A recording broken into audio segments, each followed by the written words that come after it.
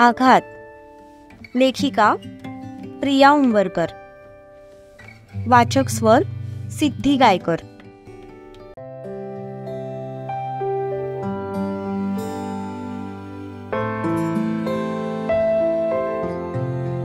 शिवा त्याचा वर्कआउट करून घरी आला.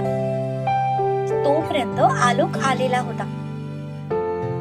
त्याच्याकडे स्पेअर की असल्यामुळे दरवाजा उघडून तो त्याच्या नाश्त्याच्या तयारीला लागला.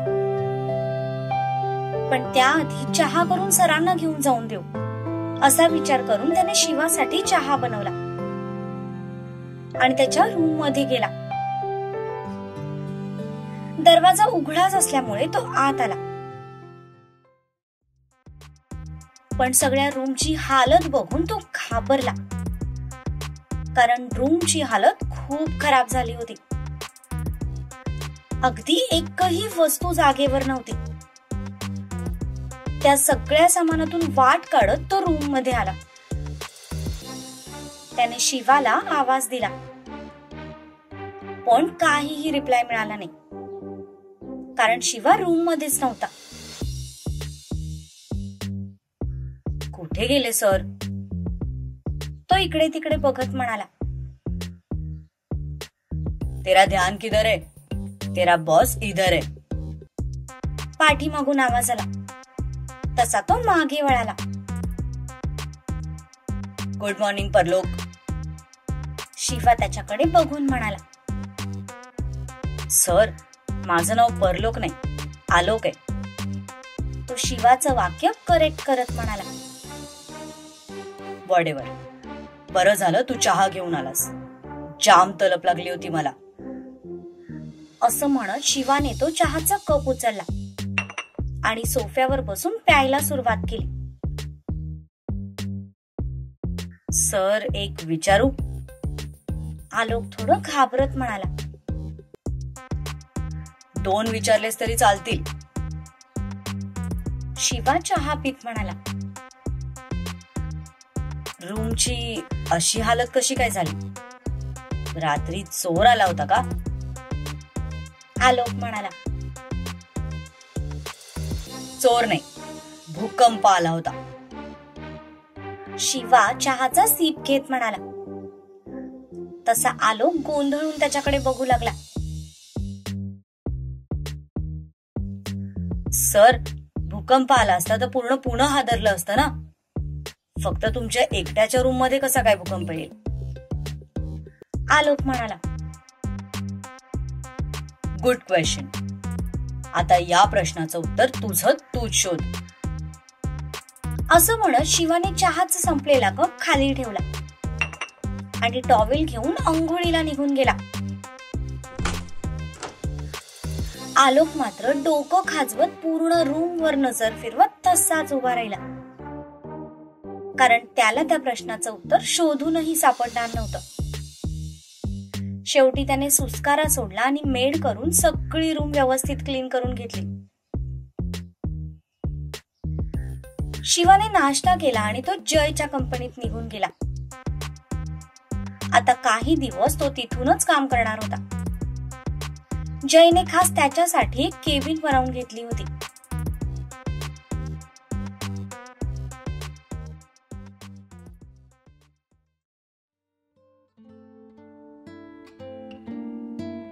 आई, मी निघते ग. ताराने हॉलमधून आवाज दिला. तशा साधना लगबगीने किचन मधून बाहेर आल्या. अगं, नाश्ता तरी करून जा, त्या म्हणाल्या. नाही, नको, भूक नाहीये, मी ऑफिस मध्ये काहीतरी खाईन, ती सगळं सामान बॅग मध्ये टाकत म्हणाली.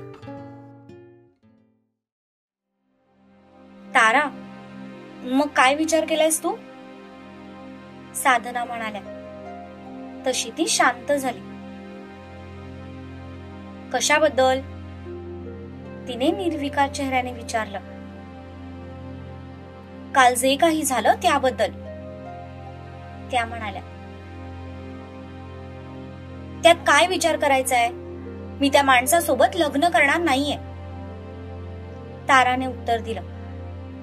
तसं साधना रिलॅक्स झाल्या, कारण एक आई म्हणून आता त्यांना सुद्धा तिची काळजी वाटू लागली होती. तिने शिवराज सोबत लग्न केलं तर तिच्या जीवाला धोका आहे, या भीतीने त्यांना रात्रभर झोप लागली नव्हती.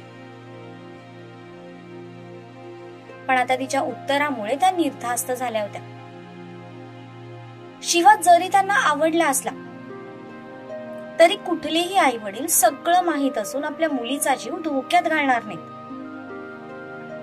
तशीच सध्या ताराच्या घरच्यांची अवस्था होती.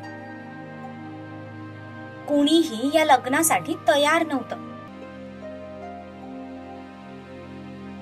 मी काय म्हणते, अखिल चांगला मुलगा आहे, तू त्याचा एकदा विचार का नाही करत, साधना म्हणाल्या.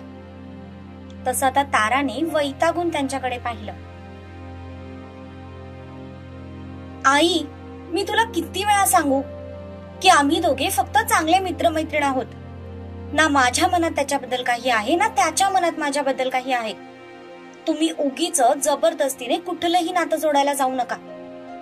आणि खरं सांगायचं तर आता माझी लग्नाची इच्छाच मरून गेलीय. सगळी नाती स्वार्थी असतात.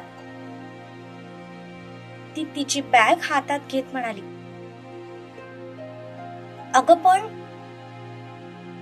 साधना, तिला जायला उशीर होतोय, जाऊ दे तिला. ताराच्या बाबांचा आवाज आला. तशा साधना गप्प झाल्या. आज मला यायला उशीर होणार आहे, कारण आजपासून आमचा एक नवीन प्रोजेक्ट सुरू होतोय, तेव्हा वाट बघू नका, बाय. असं म्हणत तिने तिची बॅग उचलली आणि कारची चावी घेऊन बाहेर निघून गेली. ती जाता साधनाने ताराच्या बाबांकडे पाहिलं. अहो, मला खूप भीती वाटते. आपल्या ताराला काही होणार तर नाही ना? काही होऊ नये म्हणून तर तिला शिवराज पासून दूर ठेवायचंय.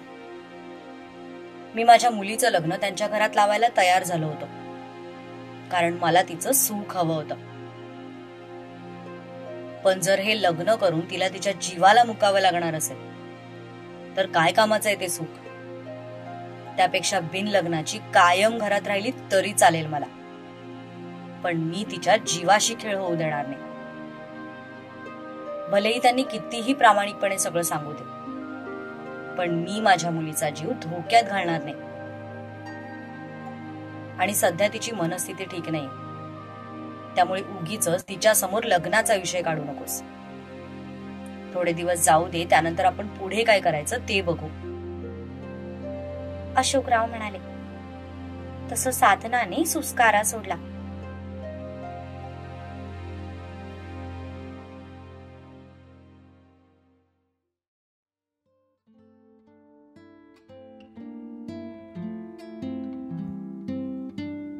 Good morning ma'am. समोरून येत असलेली एक मुलगी ताराला म्हणाली. गुड मॉर्निंग, तारा म्हणाली आणि तशीच लिफ्टने वरच्या केबिन मध्ये निघून गेली.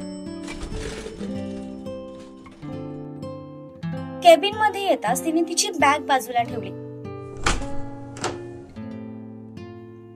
आणि चेअरवर बसून सुस्कारा सोडत तिने दोन्ही हातात डोकं गच्च पकडलं.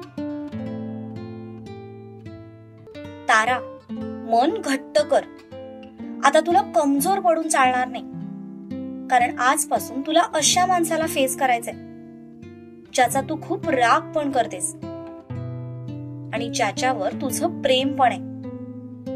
आणि या मिक्स फिलिंग्सचा तोल सांभाळताना तुला तारेवरची कसरत करावी लागणार आहे. सो बी स्ट्रॉंग, ती स्वतःला समजावत म्हणाली.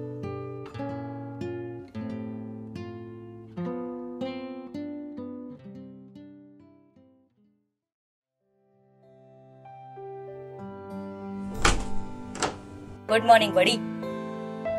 जय शिवाच्या केबिन मध्ये येत म्हणाला. Good morning. शिवाने उत्तर दिलं. आवडलं का तुला आमचं ऑफिस? काही प्रॉब्लेम तर नाही ना? जय त्याच्या समोरच्या खुर्चीत बसत म्हणाला.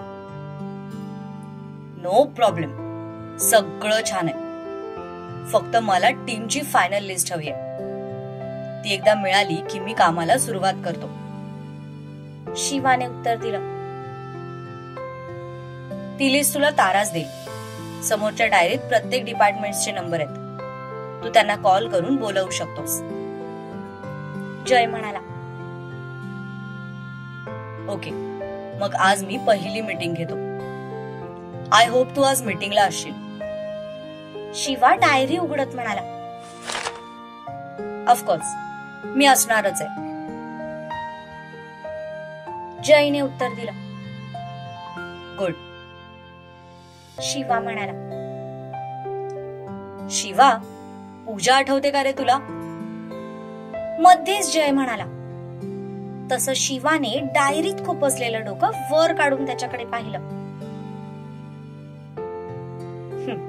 त्या कार्टूनला कोण विसरणार? चांगलीच आठवते. अख्खी कॉन्फरन्स दारू पिऊन गाजवली होती पोरीने. चुकून मुलीच्या जन्माला आली. शिवा हसत म्हणाला. तसंच जय पण हसू लागला. ते तर आहेच म्हणा. टॉम बॉय आहे रे पक्की. अरे माझं कालच तिच्याशी बोलणं झालं आणि तिला जेव्हा मी सांगितलं ना की तू पुण्याला आलायस, तेव्हा ती बोलली की तिला पण तुला भेटायचंय. So if you don't mind, आपण आज रात्री डिनरला भेटायचंय का? बरेच दिवस झाले, बाहेर काही चिल केला नाही. जय म्हणाला. भेटू ना, नो प्रॉब्लेम. शिवा म्हणाला. ओके, मग मी कळवतो तिला तसं आणि मीटिंग पण अरेंज करायला सांगतो. तू ताराशी बोलून घे. असं म्हणत जय त्याच्या खुर्चीतून उठला. शिवाने होकार दर्शवला तसा जय त्याच्या केबिन मध्ये निघून गेला. तो जाता शिवाने परत डायरी ओपन करून पाहिली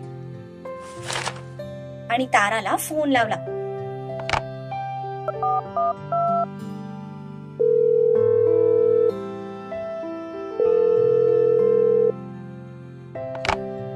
हॅलो, ती म्हणाली.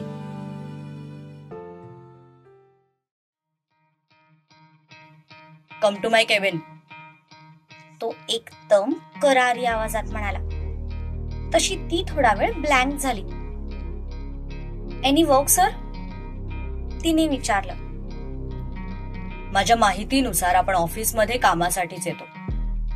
हनीमूनला हवं तर दुसरीकडे कुठेतरी जाऊ. तो म्हणाला. तसे तिचे डोळे उघडेच्या उघडे राहिले. Sorry sir? तिला वाटलं आपण काहीतरी चुकीचं ऐकलंय. मी तुला एक टीम बनवायला सांगितली होती. ती फायनल झाली असेल तर लिस्ट घेऊन माझ्या केबिन मध्ये ये राईट नाव. असं म्हणत त्याने फोन कट करून टाकला. तेव्हा कुठे ती भानावर आली. एक सुस्कारा सोडत तिने लिस्ट घेतली आणि उठून त्याच्या केबिन कडे जायला निघाली.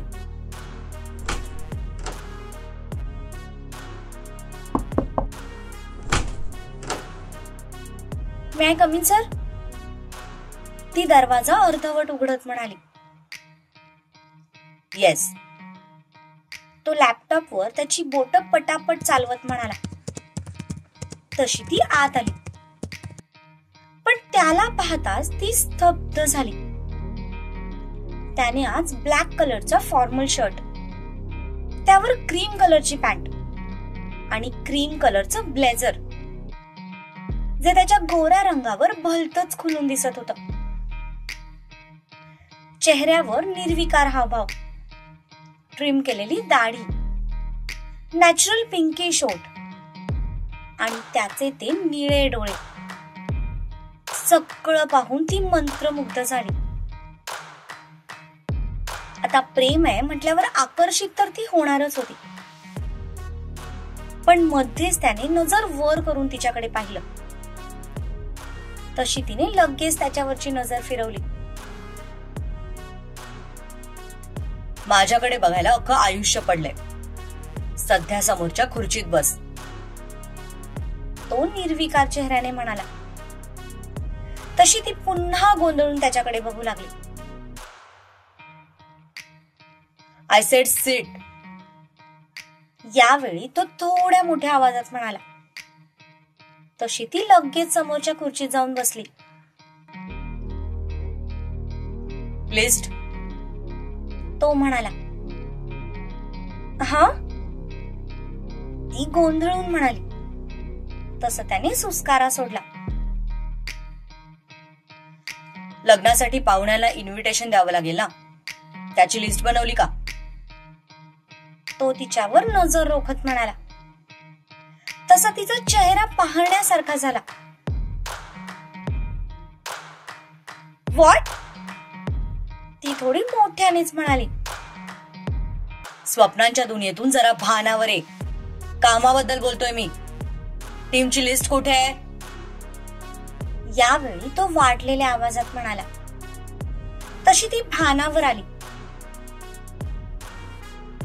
आणि तिने पटकन हातातली लिस्ट त्याच्या समोर पकडली.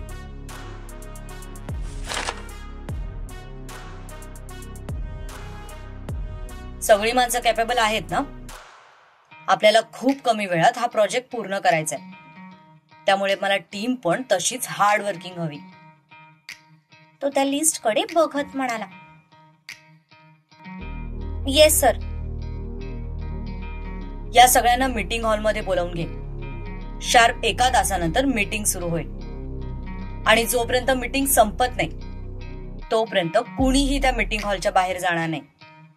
मग लंच ब्रेक संपून गेला तरी चालेल.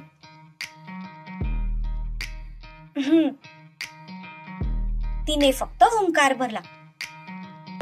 याआधी पण तिने त्याच्यासोबत काम केलं असल्यामुळे तो कामाच्या बाबतीत किती प्रोफेशनल आहे हे तिला माहित होतं. त्यामुळे या गोष्टीत तरी ती त्याच्यासोबत आर्ग्युमेंट करू शकत नव्हती. आता तू जाऊ शकतेस. तो म्हणाला. मिस पत्रा. त्याने पाठीमागून आवाज दिला. तशी ती जागेवर थांबली. रागातच तिच्या हातांच्या मुठी आवळल्या गेल्या. सर, तुम्हाला जर माझं नाव लक्षात राहत नसेल ना तर तुम्ही मिस शिंदे म्हणाला तरी चालेल. उगीच माझ्या चांगल्या नावाची वाट लावू नका. तिने रागातच पाठी फिरून उत्तर दिलं. तसा तो मनातच हसू लागला, पण चेहरा मात्र निर्विकार होता. त्यापेक्षा मी मिसेस पाटील म्हणालो तर चालेल का? तो म्हणाला. आणि अचानक तिला पोटात काहीतरी वेगळीच फिलिंग जाणवली. चेहऱ्यावर किंचित लाज उमटली, पण तिने चेहरा मात्र निर्विकार ठेवला. नाही, तुमचं प्रपोजल मला मान्य नाहीये. त्यामुळे या नावासाठी कोणीतरी दुसरी मुलगी शोधा. तिने न घाबरता त्याच्याकडे बघून उत्तर दिलं आणि दरवाजा उघडून निघून गेली. तसा तो गालात हसला. स्वतःशीच गाणं गुणगुणत त्याने परत लॅपटॉपवर बोटं चालवायला सुरुवात केली. शिवा त्याचं काम करत होता. तितक्यात त्याचा फोन वाजला.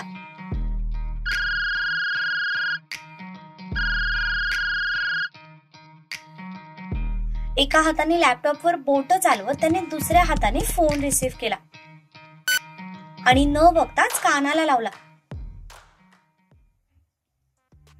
गुड मॉर्निंग शिवादा. पलीकडून सूर्याचा आवाज आला. तसं त्याने फोन खाली ठेवला आणि स्पीकरवर टाकून लॅपटॉपवर परत त्याचं काम सुरू ठेवलं. कारण 1 तासात त्याला पूर्ण टीम समोर त्याच्या प्रोजेक्टचा प्लॅन सांगायचा होता. त्यासाठी तो शॉर्ट प्रेझेंटेशन रेडी करत होता. मला तर वाटलं होतं तू काय आजचा दिवस बघायला जिवंतच राहणार नाहीस. शिवा म्हणाला. कसला भाऊ आहेस रे तू?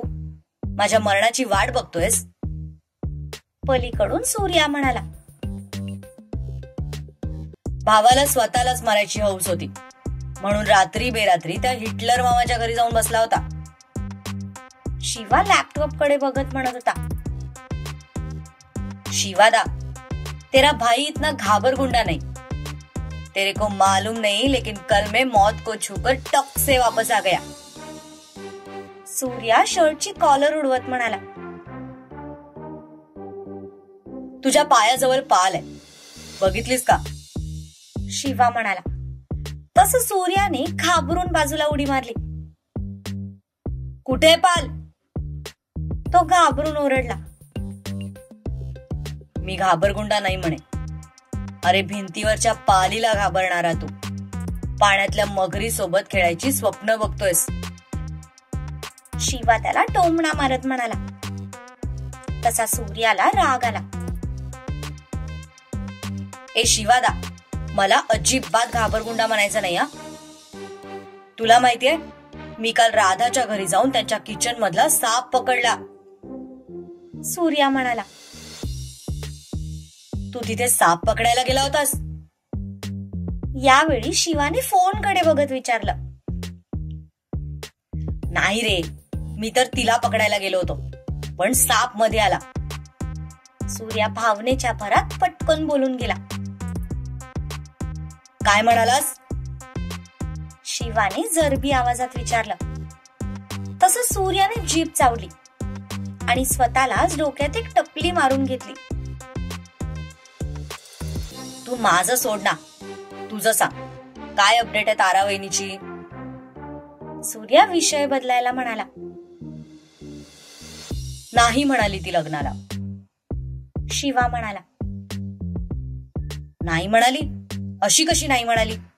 अरे मुली मरतात तुझ्यावर, मग ती का लग्नाला नाही म्हणाली? सूर्या म्हणाला. कारण ती मुलगी नाहीये. शिवा म्हणाला. अरे काय सांगतोस काय? सूर्या मोठ्या आवाजात म्हणाला. आय मीन ती नॉर्मल मुलगी नाहीये, जरा अतिशहाणी आहे. शिवा म्हणाला. तसं सूर्याने छातीवर हात ठेवून सुस्कारा सोडला. मग आता रे? सूर्या म्हणाला. आता काय, प्रयत्न सुरू ठेवायचे. यश आलं तर ठीक, नाहीतर दुसरा काहीतरी मार्ग शोधावाच लागेल. शिवा सुस्कारा सोडत म्हणाला. ए असं नाही हा, मला तीच माझी वहिनी म्हणून पाहिजे. सूर्या हट्ट करत म्हणाला. गपरे झिंगूर, आधीच डोकं फिरलंय माझं, त्यात तू अजून डोकं फिरवू नकोस. चल ठेव फोन. शिवा म्हणाला. मी झिंगूर नाहीये. सूर्या म्हणाला. ठीक आहे, मग लंगूर म्हणू? शिवाने विचारलं. ही मस्करी करायची वेळ नाहीये शिवादा, जरा तरी सिरियस हो. सूर्या म्हणाला. मी सिरियस झालो तर आघातचे वाचक कथा वाचणं सोडून देतील. शिवा म्हणाला. हा, ते पण बरोबरच आहे. चल जाऊ दे, तुझ्या वाटणीचं मी सिरियस होतो. सूर्या म्हणाला. सिरियस? आणि तू? अरे रत्ताळ्या, किडनॅप झाल्यावर त्या किडनॅपरला पिक्चर मधले डायलॉग ऐकवणारा तू. सिरियस शब्द डिक्शनरीत तरी आहे का तुझ्या? शिवा म्हणाला. तसा सूर्या गालात हसला.